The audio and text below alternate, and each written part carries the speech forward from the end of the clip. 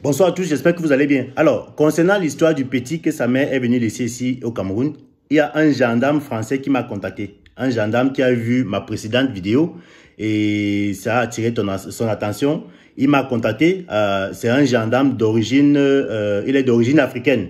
Il est d'origine camerounaise et curieusement, il a subi la même chose que le petit. Donc, il avait des parents adoptifs qui l'ont emmené là-bas. Ils sont venus le prendre ici dans une famille, comme j'ai dit dans ma précédente vidéo, qu'il y a des gens qui viennent prendre des enfants dans des familles pauvres pour dire comme quoi on va aller les aider. Donc, on est venu le prendre et il a fait quelques années, on l'a ramené ici sans motif, sans comprendre pourquoi, alors qu'il n'était même pas délinquant. Mais il s'est démerdé pour rentrer en France tout seul bien après. Et il est, bon, je ne vais pas citer tout son parcours ici, là. Il est gendarme actuellement, il est sous-officier de gendarmerie et il travaille à Paris en France. Donc, il a vu ma précédente vidéo et ça a attiré son attention. Il m'a appelé et j'ai demandé son autorisation de pouvoir l'enregistrer pour que je vienne poster afin que les familles africaines qui vivent en France et qui ont des enfants qui veulent déraper viennent prendre quelques conseils, parce que je lui ai demandé de donner quelques conseils pour que les parents puissent éviter ce genre de situations, les enfants qui dérapent, les enfants qui commencent à avoir des mauvaises compagnies, qui commencent à tirer le tas et tout ça. Donc, je vais mettre l'appel, je passe l'appel pour que vous puissiez l'écouter. Je précise que c'est un gendarme d'origine camerounaise, mais il travaille à Paris en France. Donc, écoutons-le. Gars, je profite du fait que j'étais en ligne. Hein? Je profite vraiment. Donc, tu es Camerounais d'origine et tu travailles dans la police française. Non, moi, je suis gendarme, en fait. Ah, tu es gendarme, voilà. Bon, moi, je suis sous-officier. Sous-officier de gendarmerie. C'est pas ça, j'ai galéré au pays 7 ans, mais moi, je connais tous les rois, je sais comment ça fonctionne. Ok, bon, Donc, je vais... même histoire que moi, en fait. Oui, je vais te poser quelques questions parce que, tu sais, cette histoire, c'est quelque chose qui préoccupe vraiment beaucoup d'Africains. Là, je vais profiter pour poser quelques questions. Tu vas rester en anonymat pour que tu nous expliques un peu comment est-ce que ça se passe là-bas. Parce que les Africains se plaignent que les enfants là-bas sont, quand ils viennent prendre des enfants ici, ils les ramènent là-bas, ils deviennent têtus. Parfois, les enfants partent inventer des fausses histoires à la police ou à la gendarmerie, tout simplement pour nuire aux parents. Quel est ton point de vue par rapport à tout ça et quel est le conseil que toi tu peux donner à tous les Africains? Non, c'est pas, en fait, c'est pas question de, en fait, les gens, les parents, nous, quand on vient prendre les enfants ici, on monte avec eux. D'accord? On vient, on adopte, ou bien c'est ton enfant, on prend avec lui.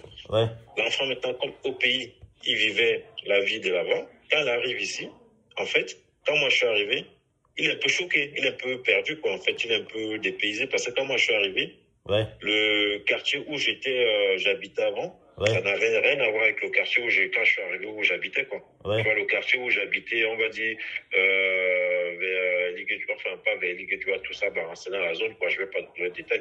Donc, quand je suis arrivé, j'ai dit, mais putain, c'était, en plus, moi, je suis arrivé à Néti, il faisait chaud, je voyais les immeubles, les bâtiments, les tours et tout ça, le goudron, tout le bordel, dit, waouh, putain, tout. Alors, au collège, on part pas avec la tenue comme chez nous, là-bas, au pays. Les gens mettent les baskets, les Nike, les Adidas, les Puma, les survêtements Lacoste et tout.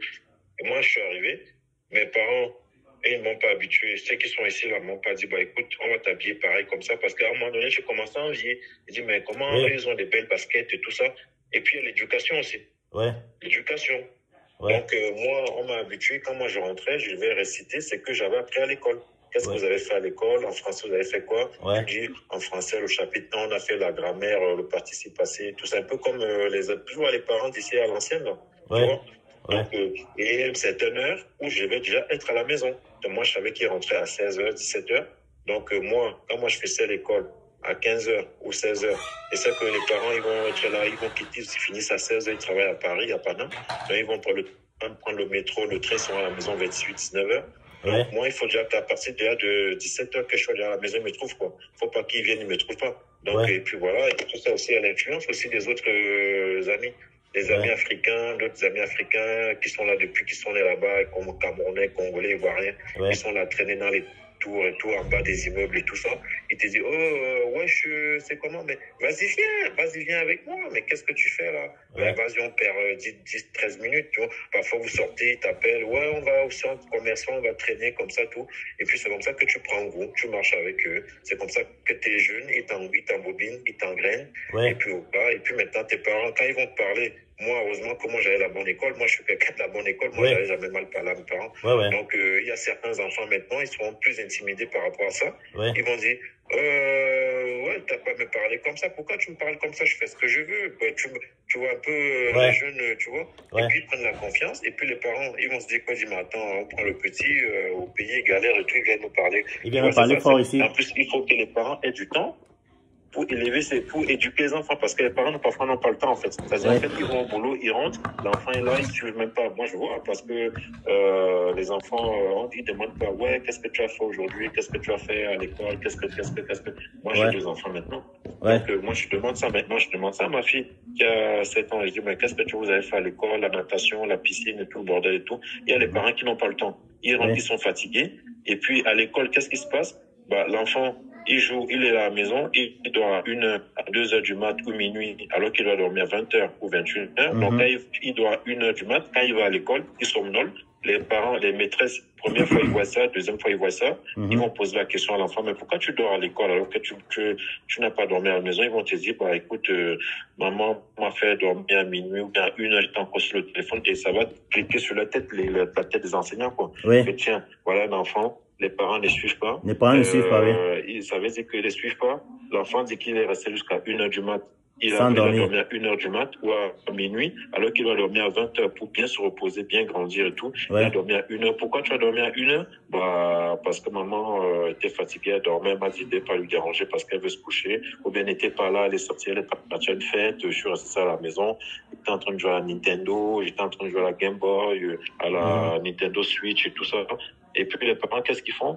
Et puis maintenant, qu'est-ce que les enseignants font? Ils font un signalement. Ils vont faire l'assistance sociale et aux flics que voilà, tout ça, on a constaté que tel jour, l'enfant était absent, parce que même les absents, ils notent à l'école. Demi-journée, tu es absent, tu n'es pas venu jeudi, à 9h, tu viens à l'école. Parce que si on a le système comme à l'ancien au pays, en fait, l'école, c'est-à-dire le matin, c'est de 8h à midi, et puis de 14h à 16h. C'est pas comme chez nous, là, de 8h à 15h. De 8h à 15h30. Les parents, ils notent. Voilà, c'est ça. Si tu viens pas mercredi matin, ou bien peut-être mercredi, en fait, ici, pour l'école primaire, il n'y a pas cours, ils font d'autres activités, en fait. Si lundi, tu viens pas, on va dire le matin, ils couchent, tu n'es pas venu cette demi-journée le matin, que tu viens peut-être à 14h pour 16h l'après-midi, par exemple, ils vont, dans tous les absences, la demi-journée, là, ils vont tout coucher. Et quand ils vont faire le signalement à l'assistance sociale va dépêcher les gens à la maison, ils vont vérifier les conditions des lieux où vous vivez, si c'est le bordel, si l'enfant a un bon cadre de vie. Et c'est comme ça qu'ils vont, tu vois, c'est comme ça que quand la machine elle est lancée, c'est très difficile de reprendre après. Parce que moi, je travaille, moi, je vois souvent des signalements des assistants sociaux, des maîtresses, on prend le véhicule de patrouille, on dit, tel signalement, l'assistance sociale fait ça, et puis on envoie au tribunal. Le tribunal nous délègue à nous, les gendarmes, ou les flics, pour aller vérifier cette histoire, soit à l'école, soit dans le domicile. Donc, c'est comme ça que nous, on fait notre rapport. Et puis voilà. Donc, je ne sais pas si le petit, il est français ou pas français. Bon, on n'a pas encore le détail. Il n'aura pas à la loupe savoir si c'est sa mère et qu'il est français. Soit c'est une punition alors, pour qu'il voit un peu comment ça se passe au pays. Soit pour qu'il devienne sage. Punition, pour moi. Oui. Bon, c'est ça qui s'agit en fait, tu vois. Bon, mon frère. Ce que je voudrais que tu nous dises un peu, n'est-ce pas? Parce qu'il y a beaucoup d'Africains qui vont t'écouter, en fait. Ce que je voudrais que tu dises, je veux que tu donnes un peu, toi, en tant que gendarme en France, toi, en tant que quelqu'un qui est un acteur de signalement, tu vas dans les maisons des gens pour voir comment ça se passe. Parfois... non, je ne vais pas dans les maisons des gens. En fait, le signalement, ça commence par la plus petite cellule, en fait, l'école. L'école signale. L'école signale, voilà. Aux assistants sociaux. Les assistants sociaux, maintenant, nous contactent. Ou contactent aussi le tribunal. Et ensuite, le tribunal, ça dépend de qui. Et eux, maintenant, eux ne contactent pas aller vérifier cette histoire. Si c'est avéré, on lance la machine, quoi. Bon, quel est le conseil que toi, quel est le conseil que tu peux donner à toutes les familles africaines qui sont dans la même, qui ont des enfants qui veulent casser la tête là? Quel est le conseil que tu peux leur donner? Parce que tu es quand même quelqu'un du milieu, quoi. C'est qu'il faut suivre les enfants dès qu'ils rentrent de l'école. Moi, je suis souvent fatigué. Moi, je commence parfois à minuit, je finis à 5 h du mat. Quand on fait les patrouilles de nuit, parfois 19 h, 1 h, parfois minuit, 3 h. Mais le matin, avant que ma fille n'aille à l'école, je sais que j'ai fini à 3 h, donc je ne vais pas dormir tout de suite. Donc, je sais qu'elle s'élève à 7 h 30 et tout. Elle va aller, je vais la préparer. Il y a sa mère et tout ça qui se repose. Moi, je prends la relève et tout. Quand elle rentre, je prépare tout ça. Je lui demande toujours qu'est-ce que vous avez fait. Est-ce qu'il y a des trucs à signer à l'école? Donc, tu suis l'enfant, quoi. Il faut suivre. Tu suis l'enfant et tu vérifies. Et il faut être ferme. Parce qu'il ne faut pas qu'ils suivent les gens, les Arabes et tous. Les Arabes, ils sont intelligents. Et c'est des gens, dans leur famille là-bas, tu vas voir, ils prennent des grandes études. Ils sont peut-être, tu vas voir, ils vont sortir docteur, mais pas, pendant ce temps, ils traînent avec vous dans les sous-quartiers, quoi. Ils traînent avec vous, ils fument, c'est que vous connaissez, tout ça, mais lui, parallèlement, lui fait ses études. Et nous, on est comme des cons, toujours aller suivre. Sans réfléchir, Voilà, bêtement comme ça, sans réfléchir. Bon, comment donc faire? Comment les parents peuvent faire pour éviter que leurs enfants aient de mauvaises compagnies? Parce que c'est ça qui... Moi, j'avais opté, moi, si ma fille, par exemple, est dans cette situation, par exemple, que c'était chaud, j'avais prévu la mettre dans une école privée. Une école privée? Moi, c'est par rapport à mon statut. Ça ne coûte pas cher. Je peux dire que chaque personne a ses finances et tout, dans une école privée. Ou alors, je fais comme mes parents adoptifs ils ont fait. Dès que tu as 18 ans, elle entre soit dans l'armée de l'air, ou la marine. On la passe à partir de 17 ans et demi avec l'autorisation des parents et 18 ans sans autorisation des parents. Donc, elle entre. Et puis voilà, on va lui formater là-bas. Le lit au carré, marcher au carré, c'est les à telle heure et tout ça. Parce que si après, ça dépend des quartiers où vous êtes, en fait. Si vous êtes dans des quartiers, parce que je sais quand même, quand vous voyez les infos, vous savez quand même ce qui se passe à Marseille, parce que moi, je suis à Paris, en fait. Enfin, je travaille, on va dire, en Île-de-France, comme on dit d'habitude. Donc, vous voyez un peu les quartiers, certains quartiers, vous entendez la CRTV là-bas, Seine-Saint-Denis, Marseille, je sais pas, les quartiers un peu chauds, là. Donc, tu vois. Après, ça dépend aussi dans quel quartier où vous êtes aussi. Il y a tout ça qui joue, quoi. Il n'y a pas que l'éducation. Tu peux bien éduquer ton enfant, mais s'il est faible d'esprit, il est influençable, il va... Bon. Laisse un mot. Il faut suivre. Donc, pour que ça ne se produise pas, en fait, pour que ces enfants ne dérapent pas, il faut suivre les enfants. C'est-à-dire qu'ils rentrent de l'école, que tu sois fatigué ou pas fatigué, tes parents, tu demandes qu'est-ce que vous avez fait à l'école. Qu'est-ce que vous avez fait quoi? Est-ce qu'il y a des documents à signer? La maîtresse a dit. Voilà, c'est ça. La table de multiplication, comment je fais à ma fille. L'exercice, elle répète l'addition. Tu suis, elle dort tôt. Et à une certaine heure, elle dort tôt. À 20 h, 21 h, elle est déjà couchée. Moi, ma fille, elle est déjà couchée. Elle est couchée depuis. Bon, je veux que tu donnes un conseil particulièrement à la mère qui est venue laisser son fils ici dernièrement. Quel est le conseil que tu peux lui donner? Bon, le conseil que je peux lui donner, c'est de récupérer son fils. Et de le récupérer. Donc, mais on dit